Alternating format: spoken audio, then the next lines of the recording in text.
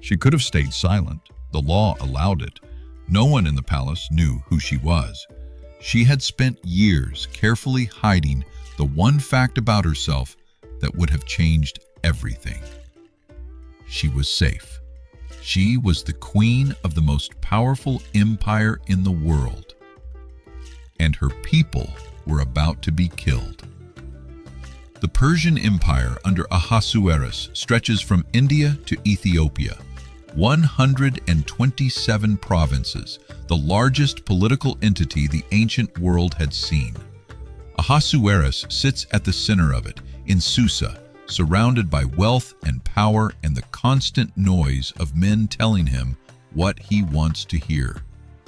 In the 3rd year of his reign, he throws a banquet, not a small gathering, a feast that lasts 180 days, a display of the riches of his kingdom and the splendor of his majesty. Then a 7-day feast for all the men of Susa. The wine flows with no restriction. The king is showing off everything he has. On the 7th day, when his heart is merry with wine, he sends for Queen Vashti. She is beautiful. He wants to display her beauty to the people and the princes, to add her to the exhibition. Vashti refuses. The king is furious. His advisors warn him that if word gets out that a queen refused the king, every wife in the empire will start refusing her husband. The queen must be removed. A new queen must be found. A decree goes out across the empire. Bring beautiful young women to Susa. The king will choose from among them. In Susa, there is a Jewish man named Mordecai from the tribe of Benjamin, one of those carried into exile from Jerusalem by Nebuchadnezzar. He has raised his cousin Esther, her parents died when she was young, as his own daughter. Esther is beautiful in form and appearance. When the king's decree reaches Susa and young women are gathered to the palace, Esther is among them. Before she goes, Mordecai tells her, "Do not make known your people or your kindred. Do not tell anyone you are Jewish." She enters the palace carrying a secret. What follows is a year of preparation, 6 months with oil of myrrh, 6 months with spices and ointments. During that entire year, Esther does not reveal her people or her kindred, because Mordecai had commanded her. Every day he walks in front of the court of the harem to find out how she is doing. When Esther's turn comes to go to the king, she asks for nothing beyond what the keeper of the harem suggests. She finds favor in the eyes of everyone who sees her. The king loves Esther more than all the other women. He sets the royal crown on her head and makes her queen instead of Vashti. The queen of Persia is a Jewish orphan from exile, and no one in the palace knows. Haman the Agagite rises to power. Ahasuerus promotes him above all the officials. Everyone at the king's gate bows down to Haman. The king has commanded it. But Mordecai does not bow. Day after day, the other servants ask him why. He tells them he is a Jew. He will not bow to Haman. When Haman sees that Mordecai does not bow, he is filled with fury. But killing one man is beneath him. He decides that killing Mordecai alone is too small. He will destroy all the Jews throughout the whole kingdom of Ahasuerus, every last one. He casts Pur, a lot like dice, to find the most auspicious day for the destruction. The lot falls on the 12th month, the month of Adar, 11 months away, plenty of time to arrange everything. He goes to the king. There is a certain people, he says, scattered and dispersed among all the provinces of your kingdom. Their laws are different from those of every other people. It is not to the king's profit to tolerate them. If it pleases the king, let it be decreed that they be destroyed, and I will pay 10,000 talents of silver into the king's treasuries. The king takes his signet ring off his finger and gives it to Haman. The money is yours. The people are yours. Do what seems good to you. The decree goes out to every province in every language. On the 13th day of the 12th month, all Jews, young and old, women and children, are to be killed and their goods plundered. The king and Haman sit down to drink, and the city of Susa is thrown into confusion. When Mordecai learns everything that has been done, he tears his clothes and puts on sackcloth and ashes. He goes through the city crying out with a loud and bitter cry. He sits at the king's gate, because you cannot enter wearing sackcloth. Esther's maids come and tell her. She is deeply distressed. She sends garments to Mordecai so he can take off the sackcloth. He won't take them. She sends a servant to find out what is happening. Mordecai tells him everything, the exact amount of silver Haman has promised, a copy of the decree. He tells the servant to instruct Esther to go to the king and beg his favor for her people. Esther sends back a message that is entirely honest about her situation. All the king's servants know that if any man or woman goes to the king inside the inner court without being called, there is one law. They are to be put to death. The only exception is if the king holds out the golden scepter. But I have not been called to come into the king these 30 days. 30 days. The queen has not seen the king in a month. She has no appointment. She has no invitation. Walking into the inner court uninvited is an execution offense. Mordecai's response is the hinge of the whole book. Do not think to yourself that in the king's palace you will escape any more than all the other Jews. For if you keep silent at this time, relief and deliverance will rise for the Jews from another place. But you and your father's house will perish. And who knows whether you have not come to the kingdom for such a time as this? The safety she thinks she has is an illusion. When the 12th month comes, the decree applies to her too.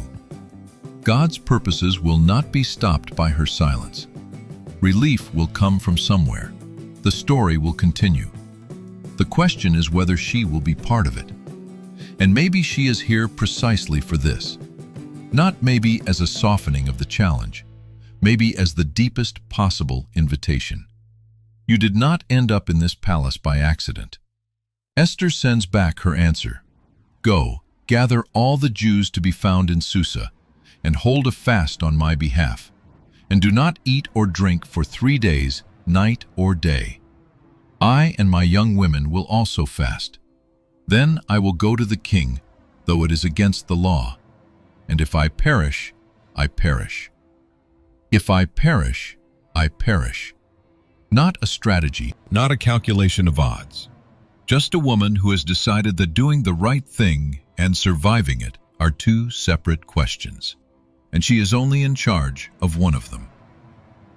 3 days pass. The whole Jewish community in Susa fasting. Esther and her women fasting. And on the 3rd day, Esther puts on her royal robes and stands in the inner court of the king's palace, opposite the king's hall. The king is sitting on his throne, facing the entrance. He sees Esther standing in the court. She wins favor in his sight. He holds out the golden scepter. She is alive. He asks what she wants. Up to half the kingdom, it is yours.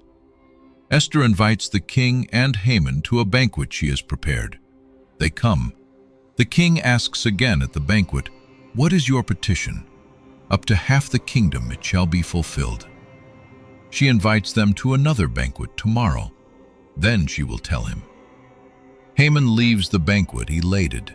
The queen has invited him, only him, together with the king, twice. He goes home and boasts to his wife and friends. But all of this, he says, is worth nothing to me every time I see Mordecai the Jew sitting at the king's gate without bowing.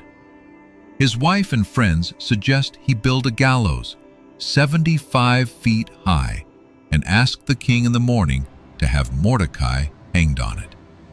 Then he can go to the banquet happy. Haman has the gallows built. That night the king cannot sleep. He orders the chronicles of his reign to be brought and read to him. In the reading, they come to the account of Mordecai, who had uncovered a plot to assassinate Ahasuerus and had reported it, saving the king's life. The king asks, "What honor has been bestowed on Mordecai for this?" "Nothing," the servants say. At that moment, early in the morning, before the second banquet, Haman arrives at the palace. He has come to ask the king for permission to hang Mordecai on the gallows he has just built. The king hears he is there and says, "Bring him in." Haman enters. Before he can say anything, the king asks, "What should be done to the man whom the king delights to honor?" Haman thinks, "Whom would the king delight to honor more than me?" So he describes everything he would want. Royal robes the king himself has worn, a horse the king himself has ridden, a royal crown on the horse's head. Let one of the king's most noble officials lead the man through the city square, proclaiming, "Thus shall it be done to the man whom the king delights to honor." The king says, "Hurry, take the robes and the horse, and do so to Mordecai the Jew who sits at the king's gate. Leave out nothing you have mentioned." Haman takes the robes. He leads Mordecai through the city square, proclaiming what the king commanded. Then Mordecai returns to the king's gate. Haman hurries home, mourning, his head covered. His wife and friends say, "If Mordecai is of the Jewish people, before whom you have begun to fall, you will not overcome him. You will surely fall before him." While they are still talking, the king's servants arrive to bring Haman to Esther's banquet. At the second banquet, the king asks again, "What is your petition, Queen Esther? It shall be granted you." And Esther answers, "If I have found favor in your sight, O king, let my life be granted me for my wish, and my people for my request.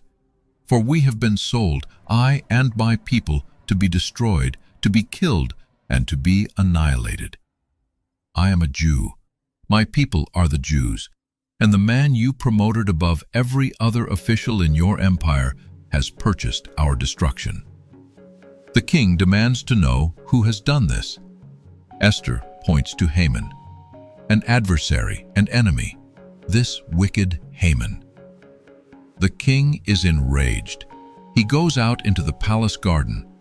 Haman falls on the couch where Esther is reclining to beg for his life. The king returns from the garden. He sees Haman on Esther's couch. Will he also assault the queen in my own house? A servant mentions the gallows, 75 feet high, which Haman prepared for Mordecai. "Hang him on that," the king says. They hang Haman on the gallows he built for Mordecai. The decree against the Jews cannot be revoked. A law of Persia and Media does not change. But the king gives Esther and Mordecai authority to write a second decree in the king's name, sealed with his ring, allowing the Jews throughout the empire to gather and defend themselves. On the 13th day of the 12th month, the day Haman's lot had chosen, the Jews defend themselves. Their enemies had expected to overpower them. Instead, they find the fear of Mordecai has fallen on all the peoples. They survive. 4 things from the story of Esther. The first, providence works through ordinary choices made by ordinary people in impossible circumstances. The book of Esther never mentions God, not once. No miracles, no divine voice, no angel explaining what is happening. Just a king who cannot sleep, a chronicle read at the right moment, a woman who put on her royal robes and walked into the inner court. Providence in Esther looks like coincidence stacked on coincidence, until the coincidences stop being explainable. The name of God is absent. His hand is everywhere. The second, hidden identity always becomes a question at the moment of highest stakes. Esther spent years in the palace without anyone knowing she was Jewish, the secret held. And then the moment came when the only thing that could save her people was the thing she had been hiding. Mordecai's question, "Who knows whether you have come to the kingdom for such a time as this?" is not just about courage, it is about whether she would be, at the moment it mattered most, who she actually was.